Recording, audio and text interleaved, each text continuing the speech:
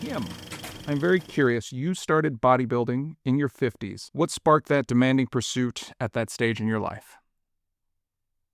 Well, I guess I was generally in fitness more or less my whole life. I played youth sports, gate myself really quickly back in the 70s. And, when it wasn't too popular for girls and stuff yet, but, whether it was, organized youth sports, I was a cheerleader, I was a gymnast, and then life and the whole mom thing. And I became not a priority and had gained weight, lost some of my fitness, levels that I had, and then just significant life changes or that turning 50 and finding myself single with let's see, how did I have? I had 1 2 in college and 1 still at home, and I'm like, "You know what? Time to take care of myself again, make myself a priority," and started getting back into the gym and came very quickly, just naturally watching my weight and things like that. And the coolest thing was at that time, well, this isn't cool, it's changed since then, but I bought all the myths of women in fitness. Low calories, lots of cardio, lift the light weights that don't do a whole lot. And I lost weight. I lost close probably 50 some pounds. Um, and I went from like 177, I was like not gonna hit that 180, all the way down to like 125, dropped the sizes. The interesting thing is the ladies out there will understand the sizes. I was a size 8 at 120 some pounds, but I still wasn't really happy. I'm like, okay, I'm thin now, but I'm not really fit. And I was at a little locally owned, Snap Fitness in Virginia, in Charlottesville, and one of the trainers there noticed some stuff, and he's like, I can see the frame. I can tell you had to have been an athlete, and I hear you muttering to yourself all the time." He's like, "I highly suggest you pick up some weights, like serious weights," and start lifting. And he taught me how to deadlift, started challenging me on what I could do, and my body responded very fast. The joke, there was a older male bodybuilder competitive there that said, he goes, "I am, like, so jealous right now." He goes, "You're putting on muscle like a," he goes, "Well, I wouldn't say a 20-year-old man, but a much younger man. You're putting on muscle faster than me." And, um, I had learned that actually it was surprising to me, I guess, the hormone shifts and stuff. I do a lot with women in perimenopause and postmenopause. I was still peri at that time, but the estrogen drop allows the testosterone you do have in your body occasionally to be utilized more. And so that's a prime time for women, if they haven't already started lifting, to lift. But this coach there, and he really wasn't coaching me, he was just helping me out because he liked seeing I put on muscle, the shape began to take place, and people started saying, "Hey, you might want to consider competing." And I knew nothing at that time about bodybuilding competitions other than, and it's like, I didn't know OCB, I didn't know, I just remember being at the Arnold and thinking bodybuilder, like the freak show kind of things, like, I don't know about that." And they're like, "No, no, no, no, no. There's, it's different than that." And so I just kind of started down that road. And the shocking thing to me is I went from 125 pounds, but then increasing my protein. Number one myth I got rid of. I went, really targeted protein, made it a priority, complex carbs, not being afraid of fat, got off the treadmill almost entirely, other than just walking and hiking for my own health. Freaked me out because my weight went from 125 to 138 and I dropped 2 dress sizes. I went, huh, okay. And then that just sparked, in me. Like I said, the old athlete previously, I'd been in and out of the fitness industry a little bit, much, much younger, and then started down that road towards my first competition. That's so interesting. It's amazing what muscle does to a frame and how that can change things for you. I'm curious, you mentioned fitness myths. You had mentioned the protein myth. What are some myths that maybe women and those who are 50 plus sort of fall for that maybe you can cut the learning curve? Absolutely. Well, protein is your friend. And yes, you can get enough protein. Women think they're eating protein. And I know my clients now, because I'm full time in the industry as a trainer right now. And about half my clientele is lifestyle women, up and down cycle with the weights. And it's like, you don't eat as much protein as you think. If I can't get you to track everything, let's track your protein. They are shocked. And they come back and they're like, I eat protein. I'm getting 50 or 60 grams a day. And I'm like, that's not enough protein to support. And then I show them, they're like, you gotta understand, you need the protein to support the muscle. Carbs are not evil, but we need carbs for energy, but you don't need as many again when you're a little older in that 50 plus group because your body doesn't process it the same. You don't need that much. It's going to break it down into sugar anyways at some level. So let's find ones that are more nutrient dense and more filling. Let's raise the carb. And the other one, because they've bought all the myth, you hear the word fat and you want to run away. And I found through knowledge and experience, fat is your friend. Protein and fat are your priorities in this age group. And from learning, with exception, because everybody's slightly different, but women generally that are 50 plus should not ever drop below 50 grams of protein, not protein, 50 grams of fat in their diet. It supports your hormones. And I kind of learned this the hard way. I had a coach. I was competing at this time. I had switched from disastrous bikini over to figure at the time, which was more my side, my speed. I was going into my second show this time with a coach, and I was not, I still had regular cycles, but I was getting like insane hot flashes, like insane. It was disrupting my life hourly. It was crazy, and started digging in a little bit of research. And I had a coach who cared. And we're talking, I don't know how many years ago now, 2017-ish, around this time. And so there wasn't a lot out there with women. And he is like, wait a minute, how much, what are your fats at again? He had a large clientele. And I said, well, you've got me down to about like 40 to 45 grams of fat. And he's like, do something for me. Go eat an avocado. I'm like, but I'm 8 weeks out. He goes, I don't care. Go get some protein, get some tuna, whole avocado. Don't even track it. Get that and tell me what happens in an hour. And it was like everything subsided. And then he started wanting me we started looking at that and raising the fats. And then I tried that experiment again about 4 years ago. Post-menopause, my last show that I did, I was 57 at the time, new coach here in Cleveland. He wanted to drop my fats. And I'm like, no, I don't. He got in that learning phase of, I know most of your clients are all these 20 something, 30 somethings, maybe 40s. I said, my hormones don't work that way. And most women's don't. I'm not a carb girl anymore. I've broken that addiction. Let's keep the protein. Yeah, I'm fine. High as you want. I'm now doing women's physique. Please don't do it. And he's like, no, I'm like, okay, I will give you 2 days. I will give you 2 days at 45 grams. I'm going to be miserable. And then I said, if I'm right, can I punch you? And he was like, I'm a trainer at this point too, but I did it. And my hormones after 2 days of that lower fat just crashed. So all that to say, among my clients, I use myself as proof, but then I also test it. Let's see. Let's add these nutrient dense, rich, good fat, especially avocado, ground flaxseed, and edamame. Natural hormone boosters, natural estrogen balancers. And let's not be afraid of fat. Let's get it up over 50. And in the right person, creep it up to 60, even 70. Then they pull their protein up.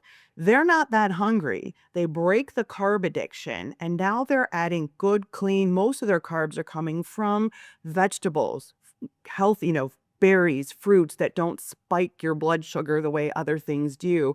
And suddenly they're like, oh my gosh, the inches are coming down. Now they freak out a little bit about the scale not moving or barely moving. I said, yeah, but you lost 2.5 inches. You only lost a pound.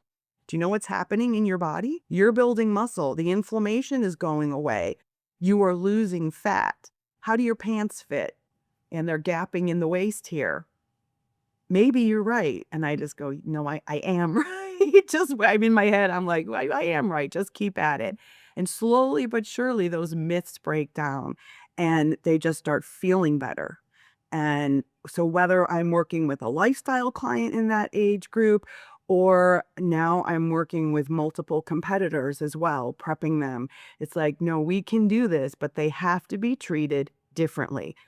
We can train similar, there's some differences, but the nutrition has to be different because there's nothing worse than your hormones just going off the rails and you feel like garbage. And that's number one. Feeling good, feeling healthy, and then getting the results that you're looking for in the end. I'm curious, so what's the trade-off there? Like, you are a few weeks out from the show, they're not giving you the exact look that you want, you're already at 50 grams of fat. Where are you pulling from in the last and final weeks? That's usually in the car. And again, it depends. It depends. I have found if, and because this was true for myself, and I put this in with the ladies I work with, we don't just drop into prep, especially if I've got a lady who's coming to me and she's, oh my goodness, so many of them are chronic undereaters. They're eating 900, 1,000, 1,200, even 1,400. It's like, no, you're not going into prep starting at 1,400 calories. We're going to fix your metabolism first. We're going to see if we can naturally regulate your hormones. I granted there's other things and I don't go into that area. Let's get you feeling good first. I really work to get their maintenance calories up over 2,000. Surprisingly, even though now I'm nowhere near prep, I would love to peel off some extra fat, but my maintenance calories are 2,200 calories a day. I keep my protein above 150. I don't track every little thing, but I get these women's, their metabolism fixed, their calories high. So we've always got somewhere to pull from, and then they're shocked. And so you really don't have to pull. There's, again, depending on their frame, how heavy they are. I mean, their body weight, their healthy body weight, and the category we're looking at. I can pull from the protein. It's okay. Definitely will pull the carbs back. We can pull the fat, but I've never had to drop it back. If you're going mostly, protein and fat and then the right kind of, vegetables and other things. But the beauty of it is, goodness, I've got a client right now going, she's 10 weeks out and she's still almost 1,900 calories and losing inches, and her weight's dropping about 1.5 pounds a week, but she's losing inches. Figure. So it can be done with the metabolism is right. I've got another women's physique. It's her first time competing. So I don't know exactly, but I've been responsible for all her training. We great, growing muscle, getting her metabolism, recomp. She's amazing. But we have been, what's she, 13 weeks out? So we've been in prep for 7 weeks. She's just a skosh under 1,500 calories. She's only doing 3 days, 30 minutes, half on a stair climber, half out. But I have not needed to change her at all. She's dropping inches. She's dropping the weight at a nice, and she's visually looking great. Now she may end up lower, but I'm hoping I've got so much room to add cardio still, not a crazy amount because I'm not doing that, but she's still dropping. So why would I change her? And she's got plenty. The one that's super high is like, I'm getting tired of eating so. It's like, don't get tired of eating so much food. My last competition, I never got lower than 1,700 calories with 170 grams of protein. 1,700 calories. It kept my fats above 50, filled in wherever it was.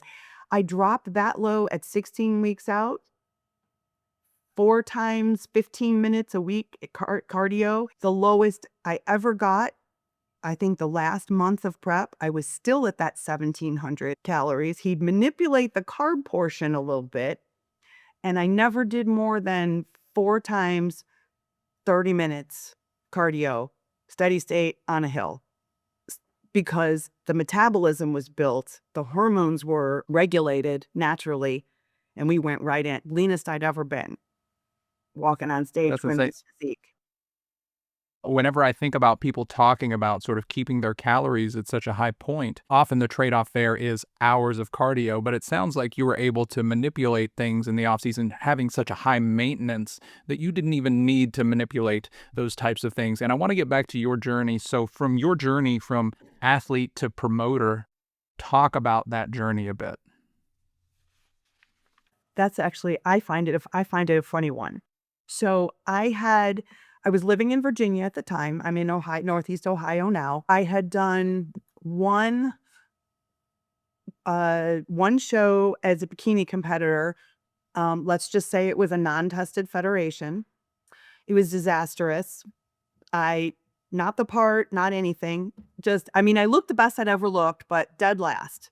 But I'm like, oh, this is cool. I really like this. I didn't really have a coach. I'd been getting advice. I actually looked better 2 weeks out. Nobody told me about peak week and all that other stuff. So was fine.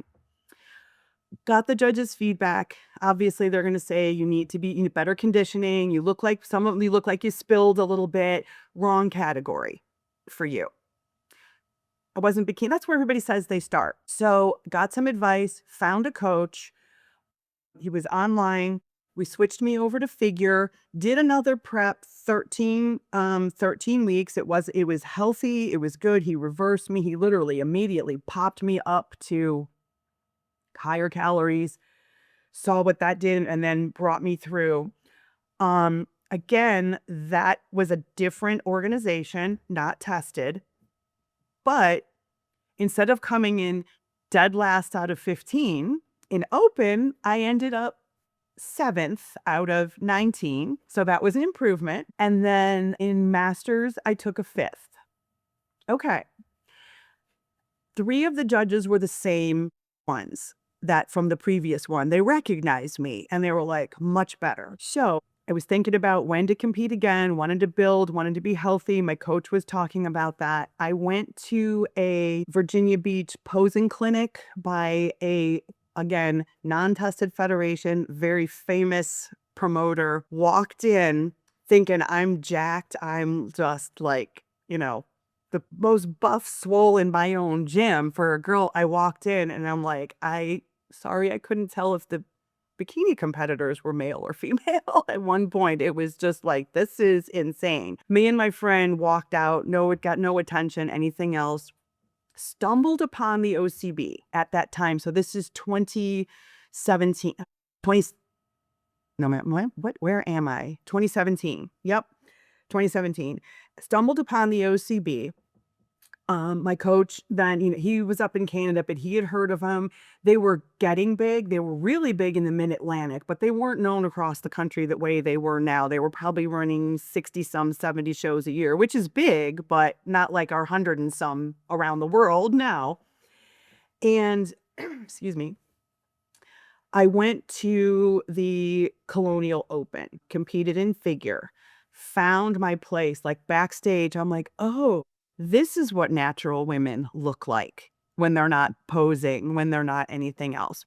So I did that show. That one was Marjorie's show, Marjorie Thrash. It was one of her. Just because I like to be personable, I got to know her at check-in. We were talking. We had this Cleveland connection because I believe she grew up in Canton and was familiar, or Shaker, and familiar with the Cleveland area. I was a teacher at the time. And so we really hit it off. Did the OCB show. I did well. I walked away with a 4th and a 3rd, so I'm improving here. A little too afraid to do open. I will admit I did not do the open. I did masters and novice. So again, it was intimidated because I was in my 50s. My first competition was at 51. This was 53. So did that show, decided to take a break. I also knew I was going to be moving back to Cleveland. So I wasn't going to do any prep or anything else like that. So here's where it got interesting. I have never worked a show, never anything, didn't even know about, did 2 other federation, didn't even like it. Went to the OCB, competed 1 time, met the promoter, which most people do, but kinda hit it off with her. All the trauma, everything else, blah, blah, blah, moving back to Cleveland, 700 miles away with all my stuff and my youngest kid and 2, leaving 2 behind in college, and it I get here, get in my place. I wasn't in Cleveland 3 weeks, and anybody who knows Marjorie is gonna know this is classic Marjorie. She pops into my direct messages on Facebook. "Hey, ever thought about being an OCB promoter?" And it was like, in my head, it's like crickets. In my head, I'm like, "No, why would I? I've competed in 1 show. I don't know anything." But then I also went, this would be the opportunity of a lifetime. I shouldn't just immediately say no, but I can't say yes because that would be a lie. So I thought about it for about a half an hour and I got back to her and said, "No, but now I am." And so we contacted each other and I had asked her, it's like, why me? Why whatever? And she just said, "Well, we've been wanting to put a show in Cleveland for 4 years. It's a great place. It's like a crossroads for everywhere. And Cleveland people live everywhere too. So we've been wanting to put it there." She was getting ready to do it herself remotely. And then when she saw that I had moved back, she remembered me. She's like, fellow teacher, personable, outgoing, knows her stuff. Teachers are the most organized people on the planet. I can teach her what she needs to know and we can get this off the ground. And so that was fall ish of 2017. And then Cleveland was the show was born in 2019 in the fall. So and now I have 3 shows and I mentor a lot of other promoters and get around the country judging and helping and whatever. So you're very wrapped up in the sport now. And, Very. I know a lot of that goes unseen by some of the competitors. So I'm curious. So what do you do that some of the competitors, they just don't see the problems you solve to like bring all these shows together and put out such a great product? Well, just being prepared. I mean, building and making and maintaining relationships around the organization with other promoters, just making sure, that the athletes really are my priority, from the venues I choose to the awards I choose to being very picky about who works my shows. I've got a team around me of expediters and judges and the people that run my ticket table or check wristbands, they are almost as dedicated to the show as I am, dedicated to me and just trying to treat them well. And, stuff comes up, stuff happens. They don't necessarily see behind the scenes, something happens or, whatever, tech happens or something kind of goes wrong or I hear somebody said or did or whatever that maybe was going to create a problem. And what they don't see is behind the scenes, me just smiling and it's like, backing out and my staff knows, "Oh, here she comes." And it's like, no, somebody that was doing the music that maybe came from the organization doesn't want to, it's like too much trouble to get whatever music. It's like, no, I'm paying you. That athlete's music, it's like, you will, or other times, or my COVID show. Oh, dear God. Somehow we managed I was one of the lucky ones. Ohio had opened up 2 weeks before we were gonna have to cancel Cleveland in 2020. But it was at a hotel on a rickety makeshift stage in a tiny little room with by the time they're on the stage, the ceiling was like a foot above some of the guys, and my photographer had to edit out the exit sign that was in the middle of everything. And then this ladies could hardly transition and walk because the stage wasn't seamless. And somebody heard me, arguing behind the scenes with the hotel. It's like, "You promised me this, that, and the other thing." And they were like, "No, it's okay." And one of my head judges was like, "We'll be okay. I know you're looking out for 'em, but I'm going to go back and I'm going to tell the bikini ladies, Don't worry. We are not going to walk and we are not going to judge your transitions because we want you safe. Front pose, drop everything, turn, back pose. And we are not going to worry about, because I don't want heels getting stuck in the little slits that they're, oh my goodness. But yeah, they just don't see the bear behind. What they get is the smiles and the everything's awesome, or the judge that I'm sick or I can't travel. It's like, it's okay. It's 2 days out. I'll find somebody. And you always do. It's just, it's good to have, you have a team, you have people that care. And that's the way our OCB family works. You know that too. People just willing to drop. You treat people right and, you give it and you give to them. They know you care, very accessible to the athletes, even on, my shows, a couple of them are very large and one is growing and that's okay. They can find me. They can get to me. So, and I'm happy to So answer. it sounds like you put the athletes first. You have a good team around you that you trust. They understand what product you're trying to deliver to these athletes, and you care, and that really comes through. So why don't you, for me now, put on your Kim head judging hat and talk to me about the most successful athletes that you see on stage. What do they have in common? Let's ignore, conditioning, muscularity. What do the Yeah. successful athletes bring? They bring at least the appearance of confidence. Confidence is something you have, but if we're all being honest with ourselves, it's terrifying. It's to walk out on stage, and when they bring that confidence out, when they smile and look like they're having fun, and that what I do too as a head judge, because I care about them, when I see them walking out timid and scared, especially in debut. I remind the audience, these are first time athletes, and I tell them they look wonderful. And I will say to them, smile, I'll smile back at them. I'll remind them it's okay. Or even things like I've had judged many times, um, and every single show doesn't matter. I get nervous. I go out there and I'll tell them, hey guys, I'm just as nervous as you are because I want to do a great job. I've got a promoter over here, you know, when they hand that show off to the expediter and the head judge, we make or break that show for them as far as how it's run. I don't want to be responsible for that in a bad way. So, I just try to bring out their confidence. It's like stand tall, and just trying to give them that opportunity to showcase. We're going to show them what we need to show them, and then we're going to show them what you want to show them as well. And I try to just get them to have fun and, relax their insides. Can't relax the outsides. The outside's got to stay, set, but relax on the inside, breathe, have fun. So that's, I look for some athletes that look like they want to be there And I on think that's a top. big That's part that too. little extra. So as far as you're also a posing coach, so what do people get out of coming to these posing sessions that you put on, and what's the learning curve for them there? Well, I pose from brand new athletes that do not know a thing. They don't even know the basics. They don't even know what category they belong in, all the way up to pro athletes too that stop in, want a few extra sessions before they get rolling for the year or tweak.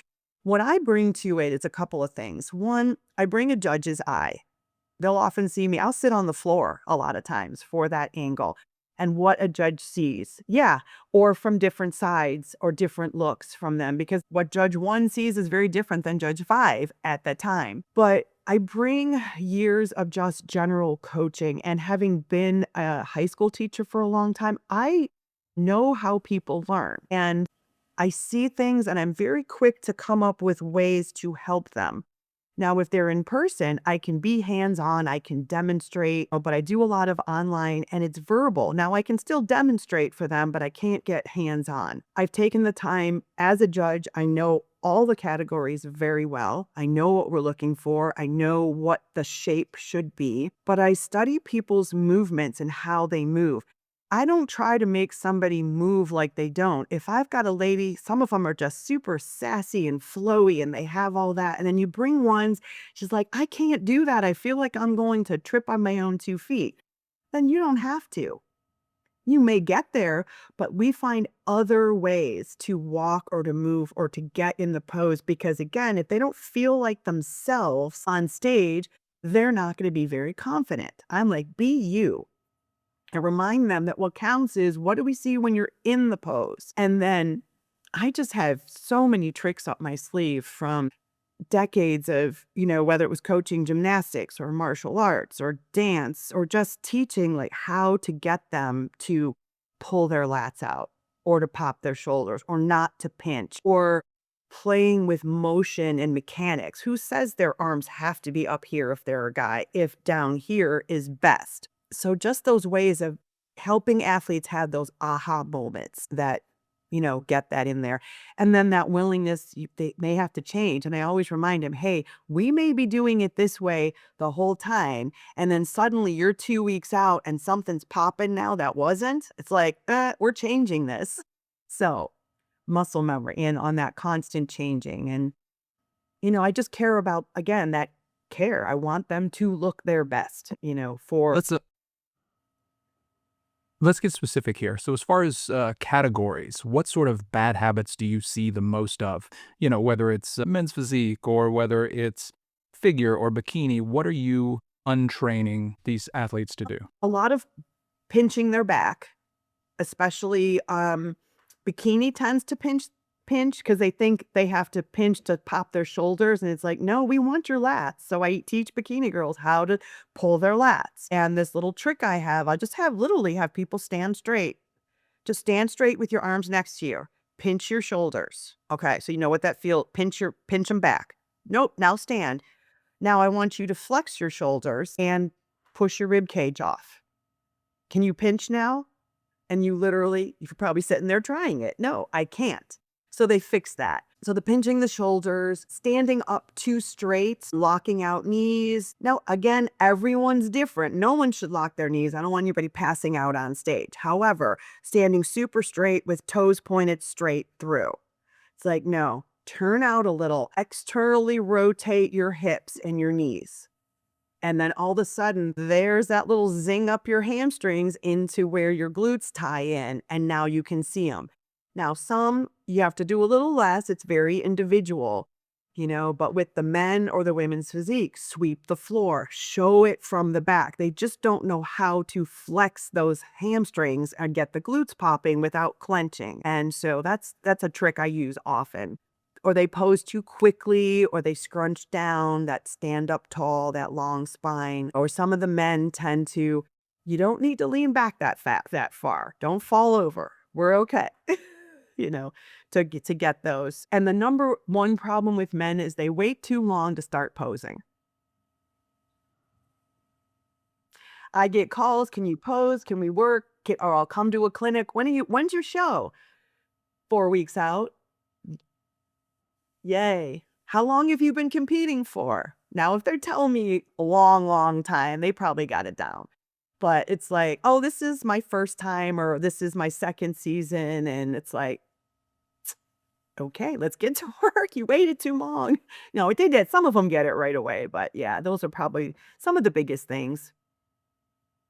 So those are those are some bad habits that we sort of have to train out and work on and produce content about. I'm curious, is there anything that you think athletes obsess over that they probably should just step back from and not obsess over so much? A lot of body dysmorphia. They obsess over how quickly or lack of speed that they are dropping body fat or getting in. And then they start questioning their coach. It's like it's fine to ask questions of your coach. Coaching is teamwork. I can only know about my athlete, but they obsess about it. And it's like, just trust me. Just trust me. Things are happening that you can't see. So the body dysmorphia is real. It's many of them just, they think they're fat. They think it's not moving fast enough. And it's like, you don't want to peak too soon either, and then have these things stall. So some of it is that. And then they really obsess over some of them finding out who they're competing against. Like they'll start looking up the other athletes. And it's like, do you understand? They are only putting their best out there. Stop it. I don't even do that as a coach.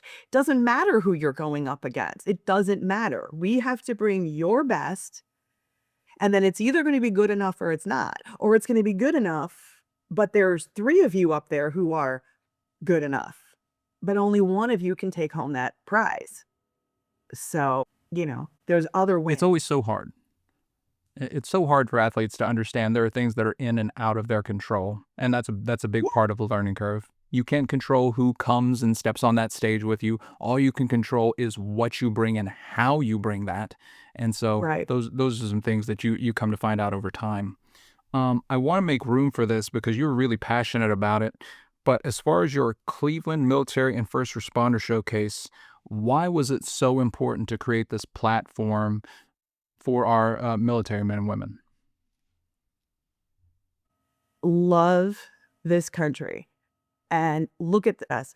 It's such a great place that we can have these bodybuilding shows all across the country and grow. And so many people are interested in the health and fitness. And my family, my daughter's, her dad's side of the family, just so many military people, from her great grandfather who was a World War II veteran, to uncles that have served in the Navy, in the Air Force.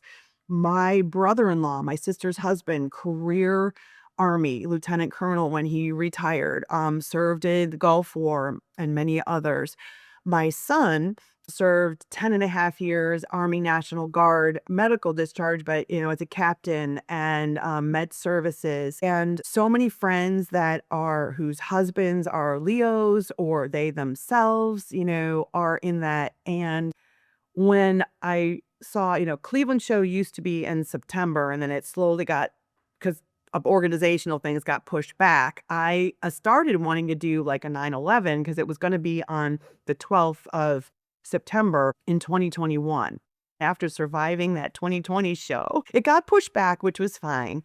And then I just wanted something different. I see so many shows, and it's great that they offer military or first responder within the category, but you get 1 or 2 athletes per category. And it's like, it's okay, it's nice, and they do it, but I'm like, no, to me, they are too special, and I wanted to honor that. Again, a military mom. And so I was just had this idea, let me just put together, what about a mixed category? What about it making it be something else to really showcase them, and then just put my creative ideas together. And we do sponsor 2 athletes every year. We started with that very first year. I have an application. So if you are military, first responder, retired, honorably discharged, active, veteran, whatever, or the spouse of one, because some people agree, disagree, but I watched my sister hold down the fort while her husband was deployed multiple times. These spouses serve in a different way, but they serve. And anybody who is a supplier for my show or a vendor has to contribute to that. So our sponsored athlete, 1 male, 1 female. Now they don't just apply, here's my stuff, go. It's an application. They have questions, there's questions to answer and a story to tell as well. And then I give them free registration to the category open of their choice, plus the military showcase, 2 free spectator tickets. Any military who does my show and registers and does the showcase gets a free spectator ticket also. But then they get free tanning, free stage photos, free hair and makeup for the lady, and free polygraph. They still have to pass it, but it's free. And my group of service providers, when I told them that back in 2021, they were like, all in. Absolutely. We are all in. But then we get these showcase, and then we feature them. We really take the time to feature them. You'll see in the video, their picture is up with their branch of service and their title. They come out, we read a short bio that they wrote and basically houses their military and bodybuilding. How do they sync together? What is it about that? And then we bring them all out together and we have a lot of fun with it. So we have a special ranking and judging their story. How do you compare a bodybuilder to a bikini girl? Well, how well do they represent the category? So it's not direct comparison. It's like, are you the representative of that? And then this can do American, yes, ma'am, yes, sir spirit when they're asked to do. I do have to say, it's kind of fun though, when the girls are much more willing to do a crab most muscular until they tell everybody to turn around and bikini back pose and walk to the back of the stage. And the guys are like, huh? They get it though, but they have a lot of fun. And then we always have some special gifts from them. Some of our sponsors provide things, special awards, the thank you. The first year I did it and we pulled it off in 2021, I had this vision. And that year Sully was there knowing the military. He runs the showcase portion of it. And then he brings them all out. I get to, yeah, this is every year, it happens every year. But the first time I was watching from the audience and he stood up and saluted them. And then the audience stood to their feet. I'm crying like a baby. I'm getting teary eyed now thinking about it because it is just the most amazing thing. And it never fails to disappoint every year. We get anywhere from 7 to a dozen of them there, and they just love it. They come back and say, "I wasn't expecting that." They are a little bit now because you can go back and see lots of videos from it, but they love being part of it. And I will do anything it takes to organize because Cleveland's gotten so big, so I've got to segment and put it in there, but I will never Cleveland will do what it has to do to keep that and keep that special. So, that's my baby. Goodness. Oh, yeah. What a wonderful segment and tribute to, the men and women who serve this country. I'm curious, you have to give me just a little bit more.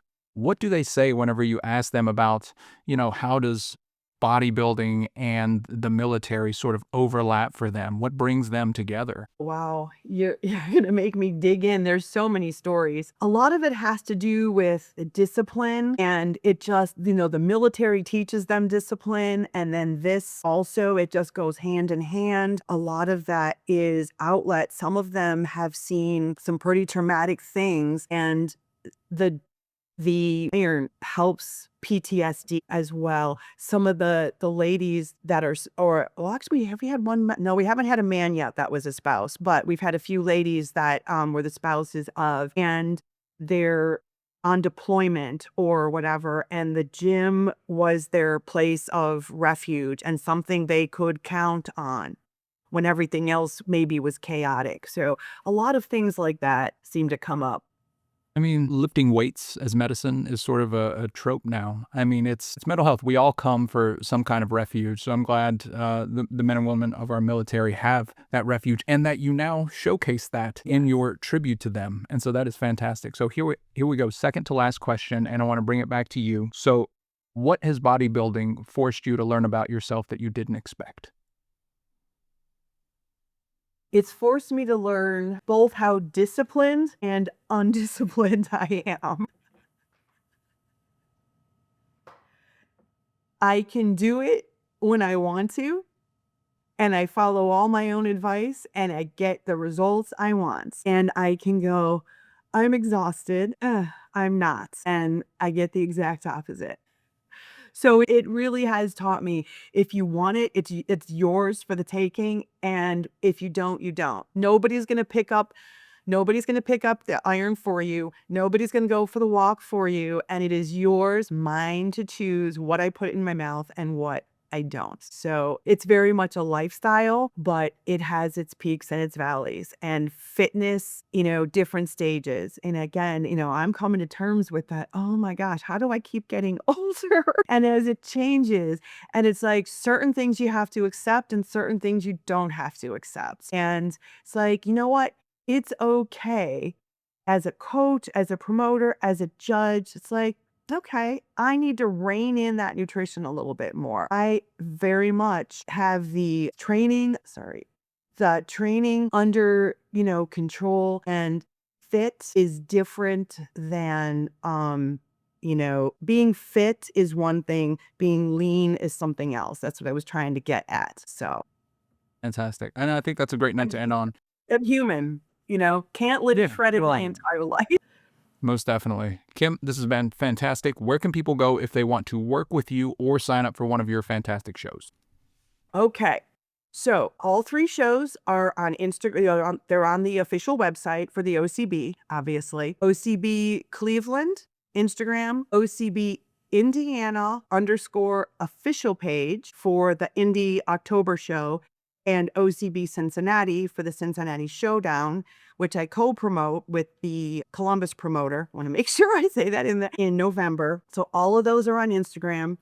ocbclevelandkim@gmail.com is my email for everything. And then my trainer/show/cats page, it's all smush one, is KMH _ fit for life, FIT, the number 4 life. And so they can reach out to me, email, DM, any of those. I'm full-time trainer, in person, online, also primarily. I do lifestyle. I got half lifestyle, half competitor. So my niche is kind of weird, but it's fit both. And I do train men or women, posing, training, just prep, whatever it is. I have different plans, and I'll get back to you right away and hope to see you there. And any military first responder interested in the Cleveland show for the sponsored athlete, we don't close that until April 30th. So email me and I'll send you an application. Fantastic, Kim. Thank you so much. This has been great. Thank you.